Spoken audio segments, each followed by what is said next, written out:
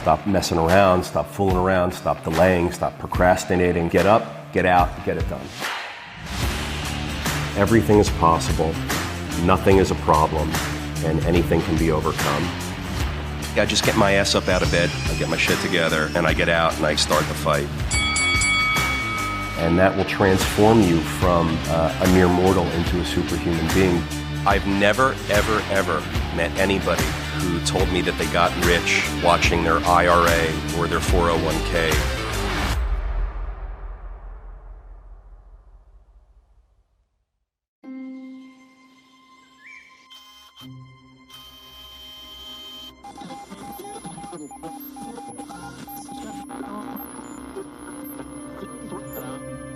Welcome back, Peter. How you doing? Great, George. Fantastic. Let's Happy do this. Wednesday. Today we got a video from Kim Kiyosaki. Let's see it. There we go. In the world of taxes, unfortunately, the Great people topic. that pay the highest taxes are employees The and people that self-employed pay the people. highest taxes are Because they W-2 don't earners have is what many she's saying. deductions. That's true. They don't have many deductions. They don't have that can deductions. take They to don't offset have mortgages. their They income don't have against the taxes. businesses to So the offset. people that benefit are business owners and investors who pay If you a want lot to pay less lower in taxes, you have to make and investments. the reason they pay a lot less in The whole taxes I've is seen enough. because Stop the it. Stop it. taxes- Stop it.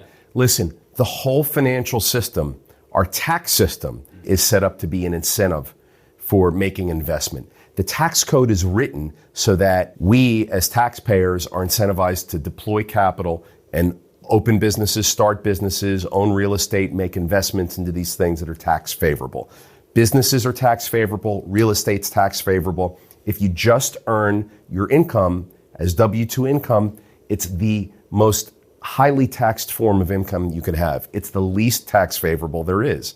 Most people in our country and in our world fall into this category. So the first thing you want to do if you want to be on a different path with the money that you're making, whatever the amount is allocate more that you're earning as W-2 income and start investing it. And then one day, if you keep it up long enough and you're diligent enough about it, you're going to have enough investment income to match or hopefully dwarf your W-2 income. That's what you want. But if you earn all your money as W-2 money, salary, it's the toughest way to get wealthy and get ahead because it's the most highly taxed. So you have to find ways to invest. Invest in businesses, invest in real estate, invest, invest, invest. And start today. Don't start tomorrow. Don't start next week. Don't start next year. There's lots of ways to get started with investing. We've talked about a lot of them right here.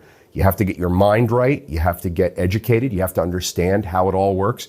But our tax code, as crazy as it all is, and we've all heard the examples about the Warren Buffett secretary look, it's out there and it's real, but our tax code is written to motivate and incentivize us to make investments. Why aren't you making investments?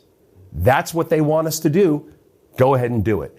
So you have to play along. If you want a better path, if you want a better result, you have to get started investing. What I heard her speak about right now, it's absolutely true. I've heard it a billion times. That's why I ask you to shut it off. You have to find a way to invest. If all you're doing is trading time for money, you're paying the highest possible taxes you could ever pay. You're never going to get ahead. It's going to be so much more difficult. You have to invest. Find people that are pros and experts in investing in businesses and real estate.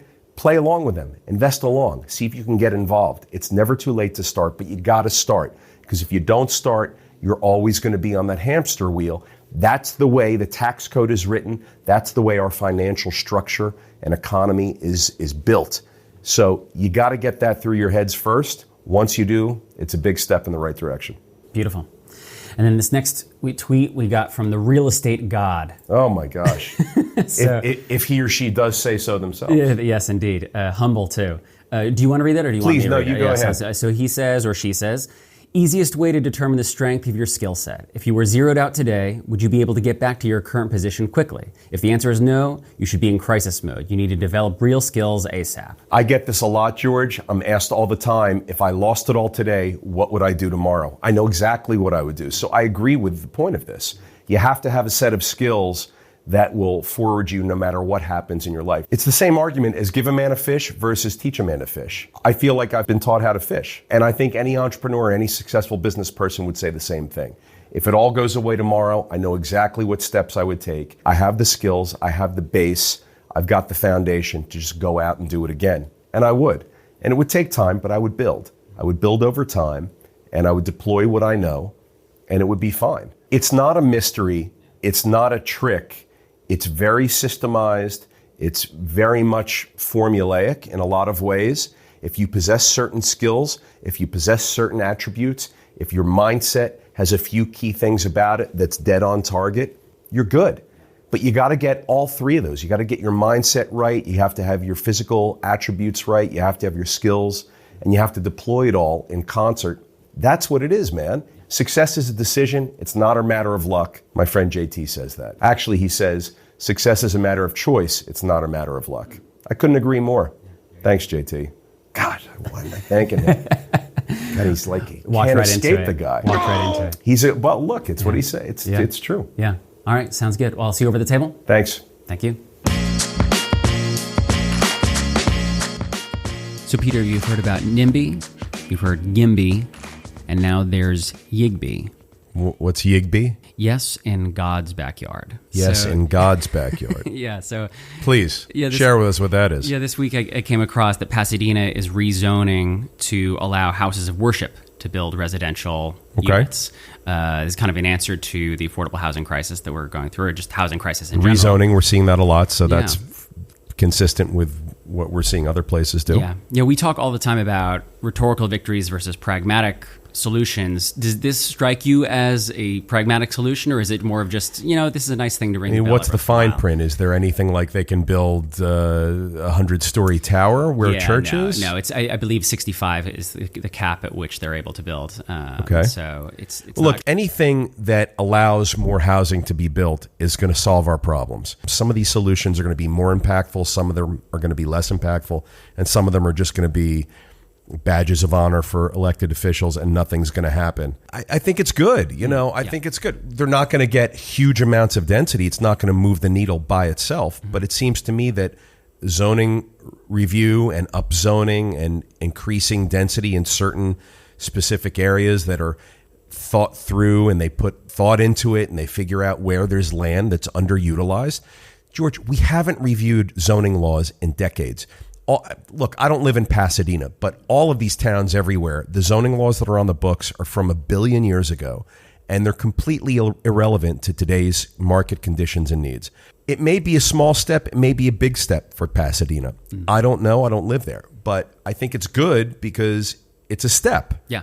Yep. And that, I think, combined with a combination of many other things in concert, is going to yield a good result. Yeah. Maybe not that by itself. I don't know how many units they're going to be able to build on church properties or temple properties or mosque properties or whatever. But like, if it's 10 or 20 units and it's times 100, right. You've got some supply going to come on the line. You got to do what you got to do. Yeah. Interestingly, I don't know how these churches and houses of worship are going to pay for it, but it opens up the door for discussion for a house of worship and a private developer, private money. There's a partnership there because there's people with money that'll build it on their land, and then they'll figure out the split and the economics between the two of them.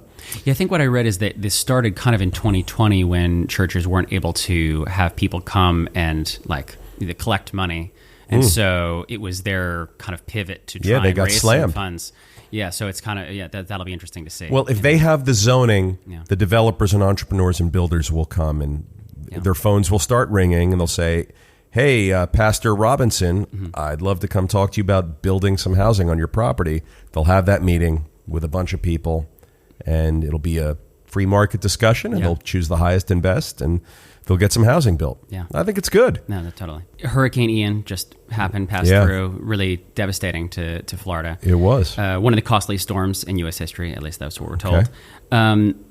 I want to know, what are common misconceptions? Because we talk about insurance, and you hear about insurance after these kinds of incidences and storms.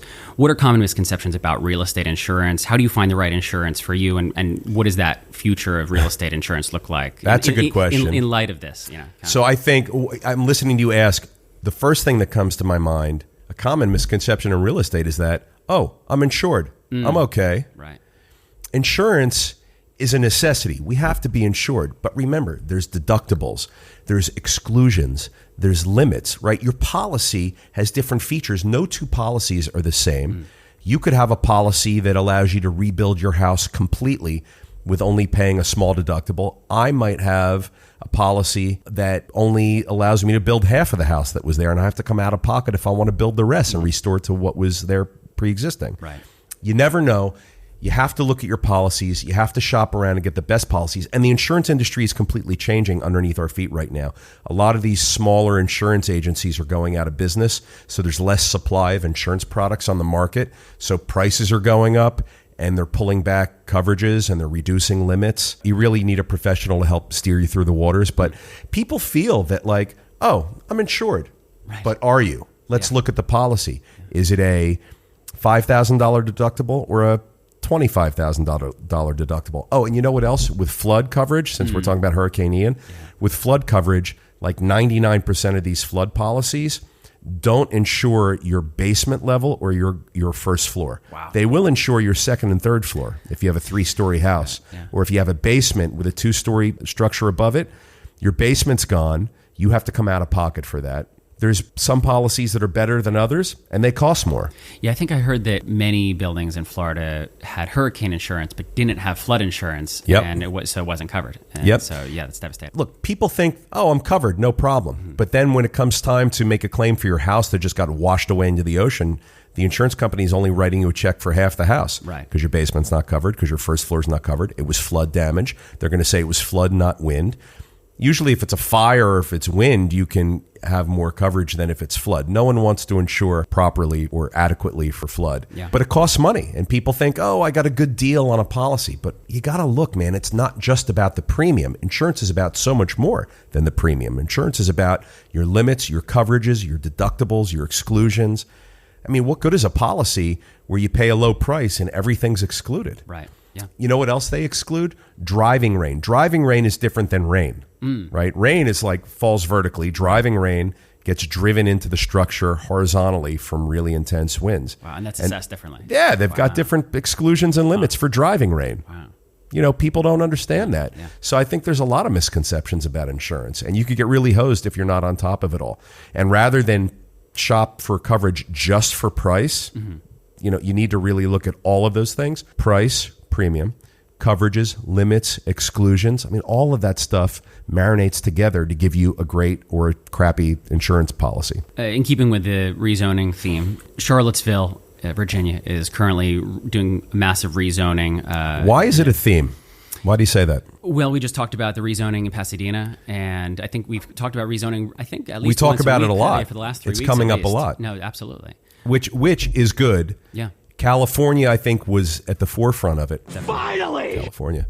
But they started it with upzoning in the ADUs, and I think other towns and states are catching on. So anyway, I digress. Yeah. Your question. No, it's okay. So I do have a question kind of about the political ramifications of this, but you thought it was interesting. We were talking a little bit off camera about the set-aside with Charlottesville. There was a certain amount of set-aside. Did we want to talk I wasn't about that aware at of the all? Charlottesville rezoning effort. Yeah. You educated me on it, and I learned from you that Charlottesville is revamping all of their zoning. Pieces include inclusionary zoning. So they're requiring new development to set aside units for affordable housing. Yeah. But here's what I liked about it.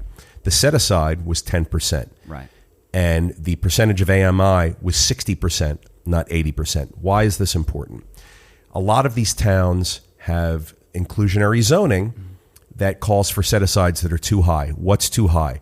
20%, 22%, 25%. It's never going to happen. In fact, we've said here right on the show that the sweet spot for the economics of construction and building housing is anywhere from 8 to 12%. Charlottesville is at 10%. So, George, if someone wants to build 100 units of market rate housing, they're going to get 10 units of affordable and they'll get 90 of market rate. There's your 100 units. And that's how it gets done. 10 units, you can do it. But these towns that are requiring 20% or 25% of the units be set aside as affordable, nothing's getting built. Nothing will get built. Developers just simply can't do it. The economics of taking risk, of borrowing money, of hiring contractors and managing through a project and creating new housing from raw land, from where there was none before, it can't afford 20 or 25% set aside. But these local governments and politicians say, oh yeah, we're champions for the little guy. We really are working for you. Vote for us. We got 20, 25% set asides. Okay, nothing's getting built. I challenge you, show me a town that's got 20 or 25% set asides and show me the amount of new affordable housing units that have gotten built with 20 or 25%. I know one. Yeah. I'm being cute because I actually knew one. So the town of Newton, Massachusetts. Okay. I'm friends with someone who sits on the council. We had a talk about housing policy and affordable housing just this past weekend. And she shared with me that they have inclusionary zoning. They have set-asides. They've got affordable housing policies, but they're motivating and incentivizing developers and entrepreneurs at the same time. That's the key. You can have your set-asides, but you have to motivate and incentivize. In her town, in her case, she shared with me that if the developer submits a plan which conforms to several things, they can bypass going to city council for initial approval and just go right to zoning and planning. That's a big thing because these towns have like planning board, technical review, zoning board, city council, general oversight and approval. Like every one of these meetings can go, and they meet once a month. So every one of them can take 6 months. It could be years before you get out of the ground.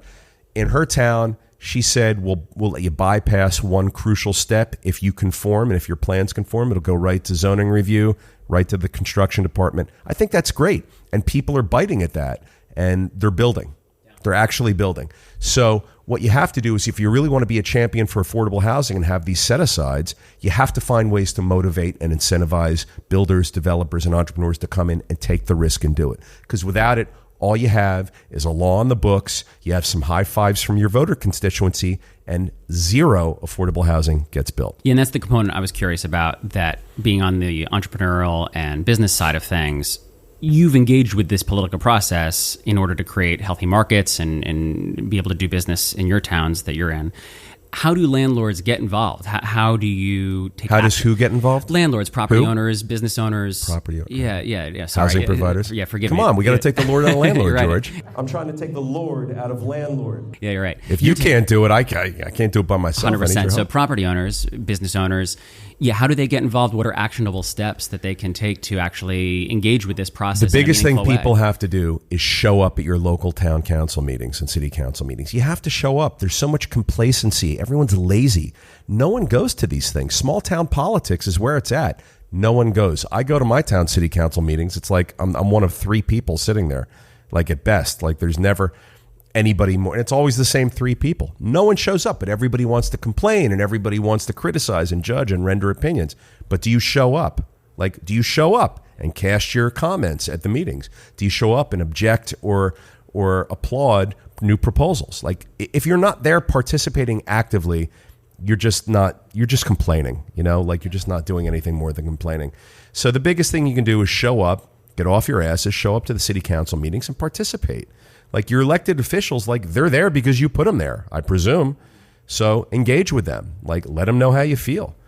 Yeah, I do it all the time. I just sent a big email to my towns, 2 of my towns yesterday. And I'll show up at the city council meeting and I'll say, hey, did you guys get that email? Oh, you did? Or, oh, you didn't? Let's talk about it. I have 3 minutes on the microphone. I have to talk quickly. The future is created by those that show up. Yeah, you got to participate. Yeah, absolutely. And it's why we have such a frustrating election process and political landscape in general, because look, these jobs are hard jobs to have. You're in the public eye. There's risk. People go to jail for things that they should go to jail for, and they get mud and tomatoes thrown at them for things they shouldn't. It's a tough job. It's thankless. So I wouldn't want to do the job. So I have a lot of respect for our elected leaders and our public officials, but you really have to hold them to task, and you have to get up in their grill, and you have to let them know how you want the town run. It's a two-way street of responsibility. It is. Yeah, no, that makes sense. Globist recently reported that despite the future... Is it Globist or is it Globe Street?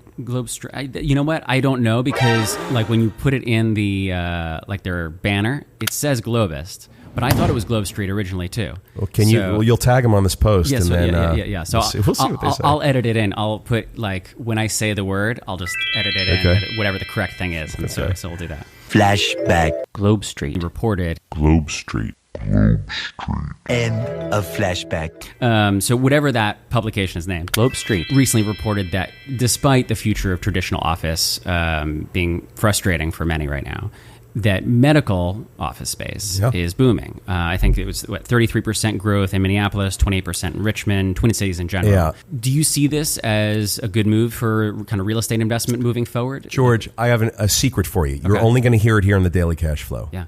Medical office space has been booming for 35 years. Wow. 35 years. Yeah. Doctors need a place to work. Doctors can't work from home. Patients can't see their doctors virtually, although I did last week with a doctor down in Florida. But I see my primary care physician in person. I have to get my pulse taken. I have to get my temperature taken. He has to stick his finger in my butt. Like whatever. Like that has to happen in person. The medical office space has always been very popular. It's been very specific. Doctors need a place to work. Patients need a place to be seen. You can't do it except in a medical environment, in a medical office. So sure, I've been hearing it for 35 years, my entire career. I've never gotten into medical office space. I was going to say, is maybe that a I hard, should. Yeah, is that a hard space to get into? Well, I think you got to buy a building and build that space, or you have to make your property have the features that the doctors and the medical providers want and need. Yeah, I would imagine there's a very specific kind of like rubric that people are looking for that. Yeah. Well, they need lots. I mean, off the top of my head, they need lots of rooms, a reception area. They need whatever the square footage is, depending on how big the practice is. They need lots of parking. They're always located in hospital centers. So you've got a hospital and you'll see the 3-mile radius around the hospital is all medical support. Los Angeles recently extended the eviction ban to February. Oh, my favorite topic. Yeah, I figured you'd like this one. But yes, the thing about that, that I like about it, I don't like that it's been dragging on as long as it has. Right. The thing about the announcement that it's extended through February is that, to me, it's an indication that it's actually coming to an end. So that's what I was curious about, is that because some people are predicting that this extension is just a signal that we're here forever, that they're canceling rent. But then, the article I think that I read was saying this is an end time. So, what do you think? The Los Angeles politicians are under a lot of pressure. I think like 50 or 60% of Los Angeles is renter based, so that's a lot of voters. So they had to do it at some point, but you know what the other 40 or 50% is? Property owners. And property owners need their properties back. It's a taking of property. It's nothing short than an unconstitutional taking of property. You can't tell me what I can and can't do with my personal property that I own, other than what's already on the books, like with zoning, of course. Right? You can't come in and tell me what I can and can't do. It's a taking of property, these types of rules. And it's crazy. And it's been 2.5 years, and people have paid zero rent in 2.5 years. Now, I get that it was a pandemic. I get that the workforce was crippled. Like, I understand all of that. Look, we worked through our residents and our tenants. It wasn't easy, but we did it. But Los Angeles really didn't give an option to property owners to do much. It was just a complete eviction ban, and people really got over on property owners. And now what you have is property owners are behind in taxes. They're behind in their mortgage. They're behind in everything. And it's been 2.5 years, and people don't have 2.5 years worth of rent. So the property owner is going to be stuck, probably losing a lot of property in the case of Los Angeles. I don't know where you come up with 2.5 years times X amount of tenants worth of money to pay all those back bills. Yeah, which again, like you said, affects the municipality because that's it's the horrible. That It's horrible. You have to open up the system and let the market behave freely. All of this stuff has to cycle through.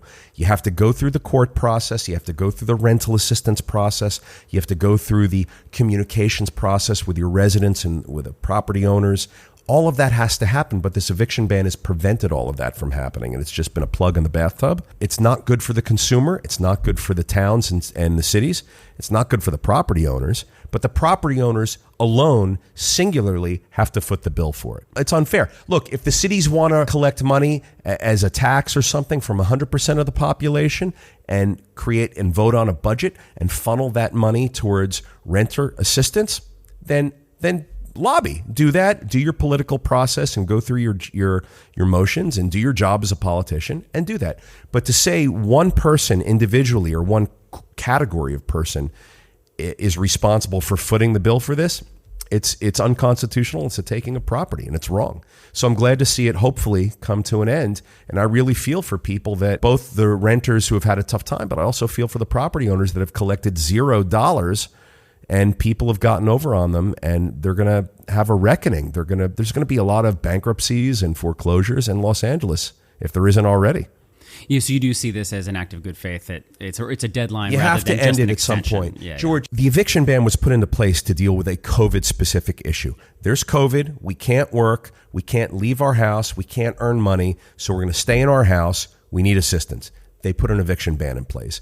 That's not the case anymore. Sure, there's housing inequities. Sure, there's income inequality. Sure, it's a crazy world out there, and there's all sorts of problems and things that people suffer from. I fully am understanding of that.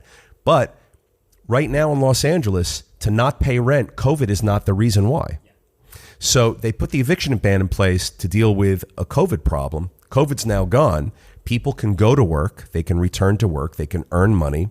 You got to lift the eviction ban, and you have to let the free market open up and be, once again, a free market. Because right now, all you have is a plug in the bathtub. It's a problem. It helps one group of people. It doesn't help a whole other group of people. And the property owners singularly alone have to foot the bill. Why should the property owner have to pay for it? Make the society and community as a whole pay for it. Like, that's what we do with school taxes and roads and like parks and municipal buildings. Like, everybody pays for it collectively. And if you raise taxes on everybody and it pisses them off, they'll vote you out. But what they've done in Los Angeles is they've not raised taxes or collected money from the community at large, and they've only penalized the property owners. Well, it's completely unconstitutional. And making the decision unilaterally, I think, is particularly 100% dangerous. You can't do it, and there's going to be, the pendulum's going to swing back the other way, and these people are going to pay the price. You're going to see. Your work with organizations like Dream Foundation and Greenwood House speak to an ongoing process of using financial success to support causes that you believe in. Out of the billions of charities and hardships that are going on in the world, how do you decide where to allocate, those funds? How do you decide how to be philanthropic? How does that affect your business? So I love the question. First of all, you don't have to have financial success to be involved with a cause or a charity. That's the first thing. I mean, these places, they're all really worthy and they need lots of things. Money's one of them. It's a big one, obviously. They need relational capital. They need human resources. They need volunteers. They need supplies donated in kind. There's a whole economic system for how these non-for-profits, these charities work. Yeah. Sure, they need donations. They need money. They need big checks to be written. But it's only one part of the puzzle. Mm-hmm. So that's the first thing. So I just want to clarify that, because I don't want it to make it sound like, because there's money and I'm choosing to deploy money. I choose to deploy not only my money, but a lot of my time and a lot of other resources that I have available to me. So that's the first thing. So it's important for me to be connected to my community. So I get involved with local charities as well as regional and national charities. You mentioned Greenwood House and you mentioned Dream Foundation. So Dream Foundation's a national organization. Yeah. And Greenwood House is local to me in New Jersey. Yeah. It's an old age home. It's a wonderful facility, best in class, state of the art. It's an unbelievable place. And it really resonates with me. Here's why. My grandfather was one of the people that helped found it and start it a billion years ago. My father and my mother became very involved in their lifetime. And my brothers and I, as a result, have always been involved. And now my nephews and nieces are involved. So there's a connection to family, which is very important to me. Family's very important, the local community and the tie into family there. So it's a great place on its own, but it has a lot of history and sentimental value with me. And if you go there and visit, you see wonderful things. You see beautiful people doing things for beautiful people. It makes you feel good in a world where it's getting harder and harder to find things that make you feel good. Yeah. So I do it because they need it. I do it because I need it. And the community needs it. Look, it's a good question to ask how I choose these places. The economics of them is a big one. Yeah. A lot of these non-for-profits and charities run at very high expense margins, and a lot of them run at lower expense margins. I want to donate my money to an organization that really manages its business well. So if I'm going to make a charitable donation, I want it to be to a place that has very low expenses relative to others in its class. And there's websites and organizations that track and measure this, and you could look it up. Look, if you give $100, you ultimately want 100 of $100 going towards the people that need it. Absolutely. But these places have to have office space and pay salaries and whatnot. So if you give $100, maybe you'll find an organization that can direct 90 of the 100 to the people that need it, and 10 goes to the administration and overhead. Yeah. That's not a bad ratio. Yeah.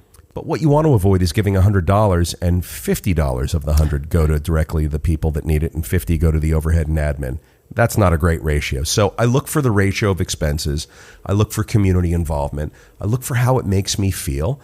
And I want to make an impact like everyone out there. So I want to look for these things that can impact a lot of people. Yeah. And it's important stuff. All of these charitable organizations need money. It's important to give. It's important to be involved. And if you can't give money, give your time. If you can't give your time, donate other things. Help them organize events. Donate space that's unused that you have in a building so that they can run an event there. I mean, there's all sorts of things you can do, but be helpful, be engaged, and be involved. You'll get a lot out of it. Obviously, the organization and its constituency will get a lot out of it. But I look for those types of things, and I wish everybody would as well. Yeah. You just mentioned donating time, and you've written, what truly matters in the end is not how much money we've earned or how many accolades we've gained. What matters is how well we spent the time given to us. It's true. I feel that way. Yeah. So that quote made me think, what are specific things you've spent substantial time on this year so far? This year? Yeah, that you can look back on and be like really proud of that. Do you want to know why I'm smiling right now? Absolutely. So today's Wednesday. This past Friday, Saturday, and Sunday, I had a 3-day high school reunion. My high school class all gathered at my farm, and I set up a sort of Burning Man music festival meets glamping situation for everybody. This. I hosted it. Wow. Well, I have a farm with flat land, so we could put up the tents. And it was an amazing event. It wasn't amazing because it had yoga classes and wellness and massage and Reiki and full catering and food and beverage and really nice glam tents. I mean, are you sure? Because that was really fun, and it was fun. But here's why it was amazing. Yeah. Because 70 people came together that have shared a lot together over 36 years. They had conversations that were deep and meaningful. There was lots of hugs. There was lots of laughter. There was crying. There was dancing. There was stomach aching, belly aching, giggling, and laughter that occurred. And it was an amazing environment for these types of things to flourish and to come out. Yeah. And to have those kinds of experiences with people, it's harder and harder. Look, as you get older, it's harder and harder. Yeah. Our worlds are so busy. We have jobs, we have our family. Like it's so hard to travel and we don't have money to spend on this stuff. And how do you get 70 people together? I mean, that's the greatest thing, is that 70 people agreed to come together. Our class was like 110 people, 70 of the 110. Yeah, that's a huge 36 years later. Okay, and we do it like every 5 years, but this was a very unique and special event. Yeah. Typically, it's not as elaborate as this. Yeah. It was elaborate. It was great, but it allowed people to really relax, and it allowed people to be themselves. One guy said he hasn't danced in decades, and all he did was dance all weekend long. Wow. Yeah. Another person said that she had just put her mom into hospice, and her daughter had gone into a mental wellness facility. She wasn't in a good place. Yeah. She came to this event. She needed to get it out. There was lots of hugging, lots of crying. She was talking about it. It was therapeutic and healing for her. Yeah. And there's lots of those stories. So to get together with people and to be with people and have that connection and in an environment that allows it to flourish, I mean, it's huge. And so to spend those 3 days, that was time I really looked forward to spending, and I'm really grateful that I had the chance to spend that time, and everybody else was too. So for me, it wasn't about how much the event cost, or it wasn't about how elaborate it was. And my mom even said to me, "Peter, don't you think you're doing too much? Isn't it a little too flashy and showy?" I mean, it was a glamp event. So Right. how flashy can a glamp event really be? I mean, it's certainly a little bit more flashy than like people bringing their own tents and pitching tents. That I get, but like it was a glamp event, Right, yeah. outdoors, and it was friggin' 38 degrees at night. They were freezing. You know, it wasn't so luxurious and like flashy. Right. But what it did was it got people together. Yeah. Anytime you can bring people together where they can share and experience things together, it's wonderful. So I look to do that, and I'm really grateful when I have those opportunities. This was a 3-day opportunity for me. It was great. Yeah, my expectations for your answers are always high, but that far exceeded my expectations. That's a really George, cool we had story. bands every day. Yeah, We that's had amazing. 24/7 catering and bar service, and people came that we haven't seen in a long time, and we call them unicorns when because we do this every 5 years. So when Right, someone is absent for 2 or 3 of these things that happen, conspicuous, it's like, and then they come again. It's like, oh, where you been? So It's really nice, you know, it's really nice. And you don't have to have things in common with everybody, and you don't have to be in touch with everybody all the time. Like we're not that way. But when we see each other every 5 years at these reunions, it's not a name tag reunion, and it's not a false sort of surface level thing like you see about in TV shows and movies. They're really deep and meaningful experiences, and people. It's transformative for a lot of people, and it certainly is for me. And I love doing it, and I love participating in these kinds of things. So I really like spending my time that way. Yeah, relationships built with intention. Yeah, that's beautiful. All right, well, that's what I got, Peter. Anything else you want to cover before we get over to Q&A? We sent out a survey to our residents a month ago. Yeah. And we asked people, how are we doing? Tell us about the job that we're doing for you. Are you happy with the product that we're giving you? Are you happy with your apartment? Are you happy with a management company? What can we change? It takes a really thick skin to put a survey out like that, because you have to be prepared to hear things that you're not going to want to hear, right? Yeah. We put the survey out, and we get back, generally like 85% of the people are really happy with the job we're doing. They're really happy with the housing that we provide. No further changes needed, and thanks for asking.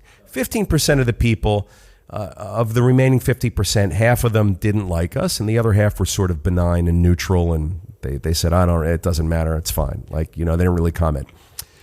Overwhelmingly, the one thing that came back survey-wide, portfolio-wide from all the residents was, can you do anything more with parking? Like, you have a parking lot, but like people are always in my space.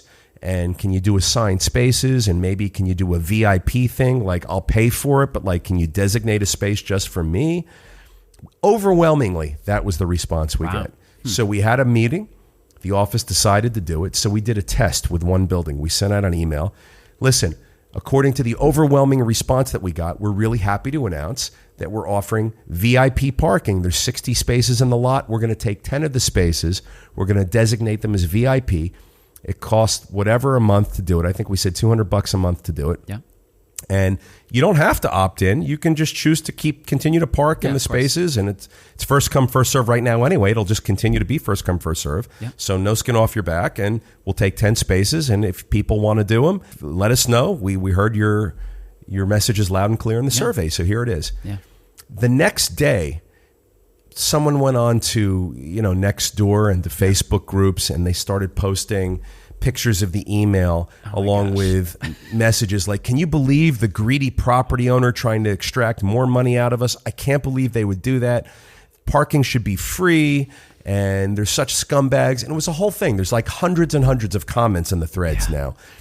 And of the hundreds of comments in the threads, like 99% of them are from people that are not our residents, that we've never had a relationship with, that have never rented from us, that we don't even know who they are, that live in other towns. Totally, but they're chiming in, scumbag property owner, that should be regulated, call the city and complain. I'm like, mind is blown. Yeah. Like, what? Like, I get if you're our tenant and you're pissed off that you perceive it now that we're charging you for parking when we weren't before. But remember, 85% or whatever, it was like overwhelming percentage of the people said, we'd love to have a VIP designated space. Like, we put out a survey to try and provide better service to our residents. They said, we want VIP parking. We give it to them, and we got raked over the coals. And it's an amazing thing that's going on in society. It's a great social study. Well, this is why polling is so difficult. People say one thing in the privacy of that interaction, and then publicly will not necessarily fess up to what that actual It's unbelievable, George. The complaining, the judgment, the opinions being flung across the room from people that aren't even involved in the situation, right? They're not even involved. They're not a tenant. They're not a former tenant. They're not a future tenant. They're not like nothing. They're just like hopping on. Well, and that's the nature of social media, which is that, so much of what we consume is used as fodder to fuel our egos, to say like, this is my opinion about this thing that doesn't affect me at all. Really was mind blowing. Yeah. So really was mind blowing. And I stay out of this stuff. My team stays out of it. But isn't it interesting? You're not even a resident. You're not even impacted by this, and you're casting judgment. You're calling the property owners greedy and scumbags. And one guy put up a 2 middle finger emoji. Like, my God! Like, all I did was deliver an amenity to the marketplace that they were asking me to deliver. Yeah. So how do you think you're going to proceed now? Well, we're going to proceed and we're going to do it. Yeah, because they asked. We're going to do it. Yeah. I'm not, I'm not going to not do it. Yeah. I'm within my rights to do it. Yeah. But man, like so divisive, so nasty, so unnecessary, and I think these people are a problem. And they'll tell me that they think I'm a problem. So I guess it's all fair at the end of the day, but it's really interesting to me how this all happens. Well, I wonder if there's a better way to approach that, like in terms of like... Tell me what the better way is. I'm happy to... Yeah. I want to learn from this. I guess that's why I brought it up. Yeah. It was on my mind. I don't want to criticize those who were criticizing me, but I do want to learn from it, and I want to figure out how to do it better. I thought I was doing a great thing by putting a new amenity offering out to the residents who asked for it in the first place, right? They asked for it in the first place. So I give it to them, and the social cost of providing what they asked me to provide has been significant. Well, and on the other side of it, I'm always curious about, what's actually persuasion and what is just complaining. And obviously in this situation, you're going to do what you're going to do. So even though they've done all this complaining, it wasn't persuasive. And so I'm curious, what would have actually been the persuasive move to try and get what some of these people want? I thought I did it. I put the survey out. I surveyed thousands of people. Oh, no, totally. And overwhelmingly, they came back and said, can you give me VIP parking? I'll pay for it. I mean more the people that are not related to this situation. I can't worry about them. I can't engineer my life or my business to cater to people that I don't do business with, who I don't even know, who don't even live in my towns. Yeah, I mean, are you kidding me? We talk about that all the time, not giving a shit about my people God that don't affect you. Yeah, so no, totally. So that's on my mind. Yeah. Well, I'll pray for you. Well, thank you. Your thoughts and prayers. Well, thanks so much, Peter, and I'll see you over there. Thank you. Cool. All right, back to Q&A, Peter. Let's go. Today we got it from Lauren Govern, and Lauren says, I'm currently in school getting my MBA, looking to start my own business. How important is it to have a formal vision statement for your business or company? Do you think those symbolic steps are necessary for success or a distraction from getting the work done? Lauren, great question. Funny you ask. We're actually redeveloping our vision statement and our mission statement in our company this week. Tomorrow we have a meeting at 11 o'clock in the morning. Listen, it's something you want to have on your radar to do, but it's not necessary to get out of the gate. You know what you need out of the gate? You need a great product or service that there's a lot of demand for. Item number one. Without that, there's no business. And you need to be able to deliver that product or service with a smile, with success, with efficiency, and at a cost where there's a margin where you can make money. Lauren, you know what my vision statement is? I want to make money. And my mission statement, I want to get up every day, get out of bed, I want to go kick some ass and make money. That's my mission statement and my vision statement. Look, we'll get to that stuff later. It's important. You should have it. You should know what direction you're going in, for sure. And your team members need to know what direction the ship is sailing in, for sure. But Lauren, above all, you need a great product or service that sells, that there's a lot of demand for, that once you sell it, you're selling it at a margin above your cost where you can earn a profit. That's the most important thing. Any day of the week, I don't care what product or service you're selling, you'll get to the mission statement and vision statement at 3 a.m. when you can't sleep and you're up at night. Do it then. But for first thing in the morning until you go to bed, you got to get to work and you got to deliver a product or service that sells. All right. Get to work, guys. Thanks so much, Peter, and I'll see you next time. Thanks.